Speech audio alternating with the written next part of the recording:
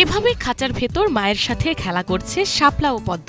আকারে বেশ বড়সড় দেখালেও একই সাথে জন্ম নেয়া এই দুই বাঘশাবকের বয়স ১১ মাস। রয়্যাল বেঙ্গল টাইগার প্রজাতির শাপলা মেয়ে আর পদ্ম ছেলে। মায়ের সাথে সারাদিনই তারা মেতে থাকে আনন্দে। এই আদর নিতে মায়ের পাশে ঘুরঘুর করে শাপলা, তো পর মুহূর্তে ভাইয়ের কাছে ছুটে যায় দুষ্টুমি করতে।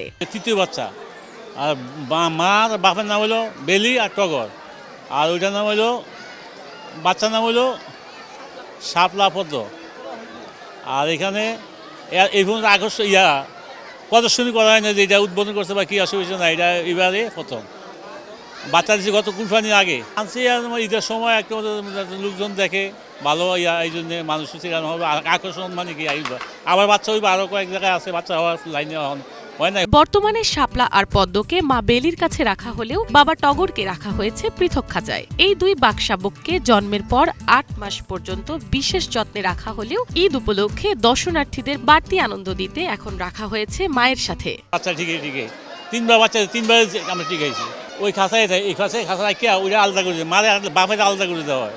বাপের আলাদা করে দিলে মার সাথে থাকে, কোনো সমস্যা নেই। আমি এখানে ২০০৭ থেকে এই পর্যন্ত একটানা বাঘের লোকে, তাই এইটা মনে করে দেখা দেখলে সম্পর্ক খুব ভালো। আর হইলে এরা খেলাধুলা করে, ঘোরাফেরা করে, সব কিছু আবার খাবার দেয়। খুব উদ্যুতি শব্দ না করলেও শব্দ করবো। আর এটা যেভাবে একটু আগে দেখতে দৌড়ে এসেছে, এটাই বেশি। খাঁচার এক প্রান্ত থেকে অন্য প্রান্তে ছোটাছুটি করছে শাপলা ও পদ্ম, তা দেখে আনন্দিত দর্শনার্থীরা। দিনের বেশিরভাগ সময় ঘুমিয়ে থাকলেও খুব কম সময়েই খেলাধুলায় ব্যস্ত থাকে শাপলা ও পদ্ম।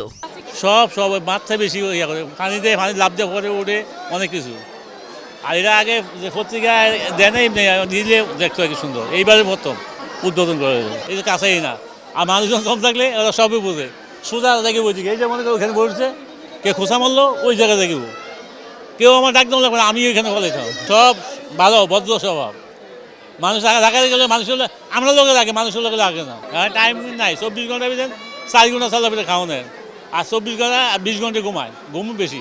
নতুন এই দুই শাবকের বেড়ে ওঠার জন্য নিতে হচ্ছে বিশেষ যত্ন ও রক্ষণাবেক্ষণ। কিছুটা বড় হলে পৃথক খাঁচায় রাখা হবে তাদের। আমাদের গত ২ বছরে ৩ বার প্রজনন হয়েছে বাঘের, তাতে আমরা প্রায় ৬টি বাচ্চা পেয়েছি। এবারে যে বাচ্চাগুলো, একটা হচ্ছে পদ্ম, আরেকটা হচ্ছে শাপলা। এদেরকে আমরা গত ঈদের ২ দিন আগে আমরা উন্মুক্ত করেছি। এদের বয়স এখন ১১ মাস।